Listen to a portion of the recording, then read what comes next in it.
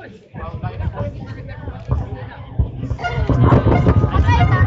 اشرح لي صدري ويسر لي امري واحلل عقدة من لساني يفقه قولي. أعوذ بالله من الشيطان الرجيم. بسم الله الرحمن الرحيم. السلام عليكم warahmatullahi wabarakatuh. Mga kaigsunan, una, pasalamatan ako sa Allah. Ikaduha, pasalamatan ako si Honorable Woodrow Masiling, atong board member. Na it is my privilege and my honor na ako isang ikadibate. If I'm not mistaken, ikatulo na namo yung debate long time ago. Matod niya nga ang mga sinulat daw ni Moses, ang aklat na sinulat daw ni Moses na sa Biblia. Niya gipangutangan na ako siya. Na patay naman lagi, 120 years old, Deuteronomy 34. Yung sa iyang mga kaubanan. Iday kaubanan. Sa ato pa sinulat di ay ni Moses. Okay? Sinulat og tao, dili sinulat og Dios. Okay? Dugang pa. Katong ingon niya nintuon ni sa original nga sinulat or libro ni Moses, gitawag to sa Arabic og Torah. Sa Hebrew tinatawag og Torah. The original writing of Moses or the original book of God given to Moses tawag og Torah. But this Bible, there is no existing original Torah. Even the Hebrew cannot produce the original Torah. Ang ilang karong translation, katong gitawag og Septuagint translation, but there is no original. Pero mga kaigsuonan, ingon pa siya, balaan kay tulong sa Diyos. Balaan. O depende lang daw sa pagsabot. Unya na naman sa Genesis 38. Nga si Onan giyug-yug niya, I cannot translate to Cebuano. When Onan entered his widow's brother, he let his semen spill to the ground. Bisaya edaw ninyo, kung mabisaya ninyo. Igsoon, binhi, ang ibang binhi, no, mais o humay, binhi. Semen, usamay semen. I cannot translate to Bisaya. O tinuod man ang nasulat sa Biblia, sa mabasa na to sa Genesis, Kapitulo 19, versikulo 30 hangtod sa 33, matod pa ang duhang anak ni Lot, ingon sila wala yung tao sa kalibutan. Ang tinuod ba? Ang Biblia nasulat? Nga wala yung tao sa kalibutan? Nga si Abraham o si Lot nagbulag man? Nga gisunog ang Sodom at Gomorrah, gisunog ba ay ang lugar ni Abraham? O nga niingon ang mga anak, wala yung tao sa kalibutan? Atong hukbo ng atong amahan para yugyugon nato so that it will enter for our Father. To this English version, let us drink. Lot was afraid to stay in Jor. I will copy it verbally. Lot was afraid to stay in Jor. He and his two daughters moved out into the hills and lived in a cave. The older daughter said to her younger sister, "Our father is getting old and no man to marry us so that we can have children. Let's get our father drunk so that he will enter course with us." And that night, she intercourse with him, but he didn't know it because he was too drunk. The next morning, the older daughter said to her younger sister, "Last night, I sleep with him and I intercourse with him. Tonight, let him drunk again so that he will intercourse you and me will have children by our own father." Is this holy? And totoo ba ito? Hindi. Dahil si Abraham, dili man disunog si Abraham. Ang mga kaliwatan ni Abraham, ang iyang mga salugon, wala man gisunog. Ang gisunog, ang Sodom of Gomorrah, nga naman maingon sa nga wala may tao sa kalibutan. Basahon ni Kristo. Iyan man natouch ang basahon. Gitawag na mo ang Injil. Nga doon naman daw na ang Injil, basahon ni Kristo. Sad to say mga kapatid. Of the 27 books of the New Testament, Matthew, Mark, Luke, and John, and Romans, Acts, Romans, etc., down to Revelation, of the 27 books of the New Testament, there is no single book of Jesus Christ in the New Testament.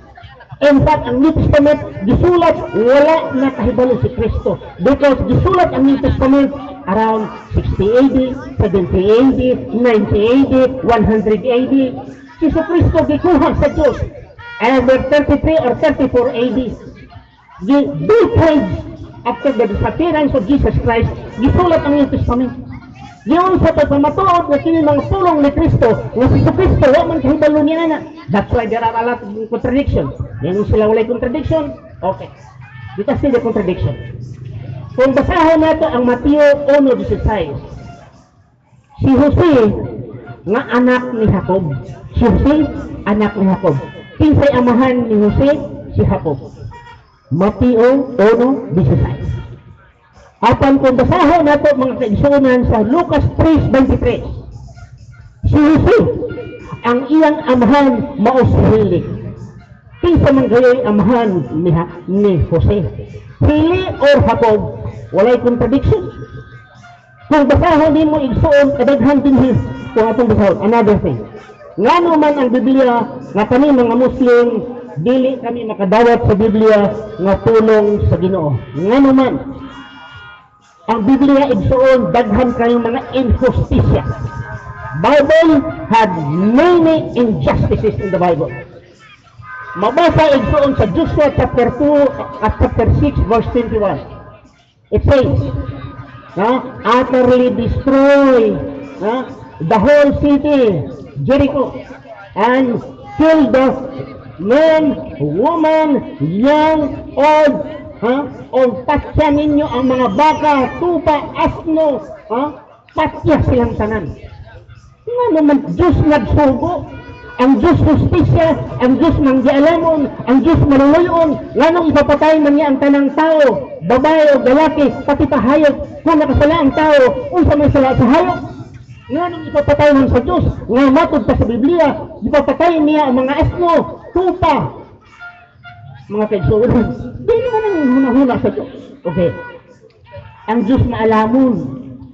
1 Samuel chapter 15 verse 3. Sabi dito, God command Saul, iyahang manduan si Saul, to destroy the Amalekites. Patyan ninyo ang tanang lalaki, patyan ninyo ang tanang mga babae, sanggol, at ang sumususo, baka, tupa, kamilyo, at asno, patsa silang lahat. What is the justice of that? Nga naman patsun mo nato ang asno, nagsuso. Kung sa may kasalaan sa nagsususo, kung nakasala ang Amalekites, kill the Amalekites, the matchod. Pero nga nung patsun man, ang mga bata ay nagsususo. Mauna igsoon, sa Israel, ang Diyos, ang pulong sa Diyos, mangga ngayon. Ang pulong sa Diyos, putli. Sa Isaiah 20, versikulo 2-3, si Isaiah, sumo siya sa Diyos na maghubo siya. Maglakaw-lakaw siya, wala siya sinilas, wala sapatos, wala saplot sa Isaiah, maglakaw-lakaw siya nga hubo. Ang Diyos nagsugo ni ini. Diyos ha, tawag so, namoy anak. Kanya imong sugo ni mong anak-anak, hubo ko ba? Usalang kaadlaw, lakaw-lakaw ka dito sa boulevard, wala kay underwear, wala kay sinilas, lakaw-lakaw dito. Ingong dito sa imong anak, nabuang man sa dapat. Nabuang mong kung lakaw-lakaw. God has knowledgeable, the most knowledgeable. He ordered Isaiah, prophet Isaiah, nga maghubo, wala yung sinina, o wala yung sinilas for 3 years. Is this the word of God? Yung pagkakipulong sige no? Mga injustisya na igso. Okay. Ano na pa? Mga injustisya sa Biblia. Nga dili nga tawag ang Biblia nga pulong sa Ginoo because saksak sa mga injustisya. Números kapitulo 31, versikulo 17-18. Nagsabi dito, patayin ninyo lahat ng mga babae, lalaki, at bawat babae na sinisipingan ng lalaki. Ngunit ang lahat ng mga babae na hindi nasisipingan ng lalaki ay buhayin ninyo upang mapapasa inyo. Other translation, anyone who had intercourse with a man, kill them. Save the virgin for yourself. Paano sa kapanahonan ni Moses, kung saan nato pagsabot ang babae, virgin or dili? Kaya ang virgin ra ba, dili sa edad, dili nagpasabot si Navy virgin siya. Kung tunay virgin nga nagsasinta anyos, virgin sa hapon, kaya wala dun sa nakatilaw o saging ni Dodong. Nakilawan nato, kaya ito, wangwang na, virgin na, pag wangwang na patyon, is this justice? Pulong niya sa Ginoo. Nga tilawan nimo ang babae, pagluag na ang babae, patyon nimo, kadili na sa virgin, nasulat sa Biblia. Numbers 31, verse 17 and 18. Where is the justice in that? Another emergency. Matod pa, sa Roma 5, versikulo 12, sa pamagitan ng isang tao ay pumasok ang kasalanan sa sanglibutan at ang kamatayan ay sa pamagitan ng kasalanan.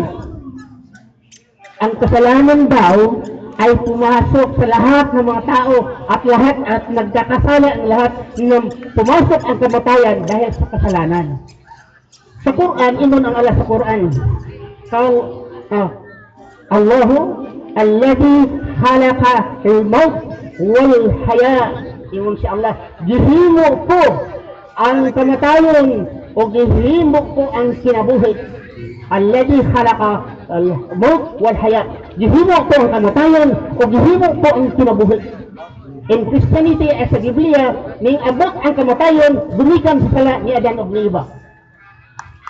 Kung namang istorya ha, nagpasalamat dahil na nakasala si Adan. Kaya kung dili nakasala si Adan, wala kay kamatayon. Imagine, mag-edad ka 80, 90, si Dungdung di naging mga isog, buhi na gahapon, ay pag namatay na lang taana.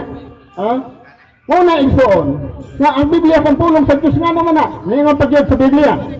Babasa ko yung binagdugang sa Biblia, sa 12. Sa ganito'y ang kamatayan ay naranasan ng lahat sa mga tao sapagkat ang lahat ay nagkakasala. Lahat daw ay nagkakasala. Totoo? Totoo. Kung ito inyong paniniwalaan, totoo. Pero totoo ba ang lahat ng tao nagkakasala? Si Kristo nagsabi siya, ako'y tao.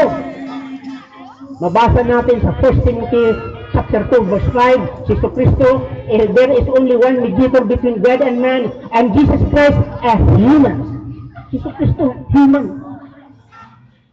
Mabasa, Juan 8:40. Si Kristo, anong kapsunin niyo ako? Why you seek to say me? I am a man that has told you the truth. Si Kristo nagsulti, ako'y tao, anong kapsun manino ako? Ingon pa sa Acts 2:22, Jesus Christ of Nazareth, a man, nagpamatuod ang Biblia, na si Kristo tao. Unya nag-ingon sa Pablo, tanang tao nagkasala, pati si Kristo makasasala.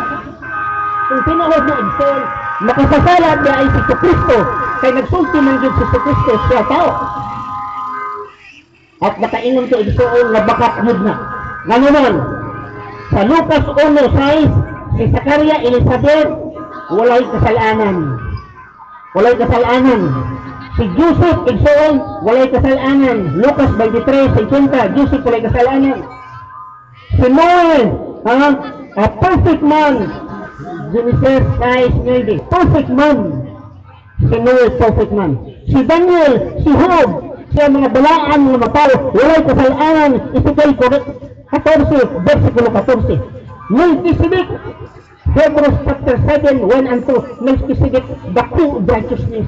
Perfect man, walay kasalanan. Nganong mutuo man ni Pablo, nga ang tanang tao nagkakasala, nga doon na may nasulat sa Biblia, na ay mga tao nga walay sala. Okay, salamat.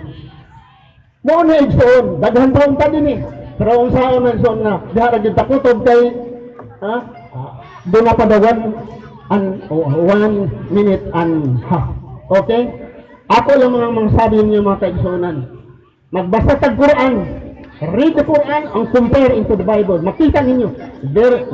Ang Biblia, dili matawag huli ay saksak ng kabastusan ang istorya sa loob ng Biblia.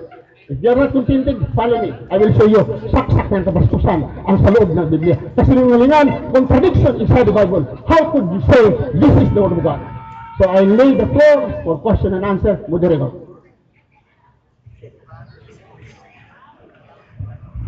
Okay na, daghang salamat. Ustad sa imong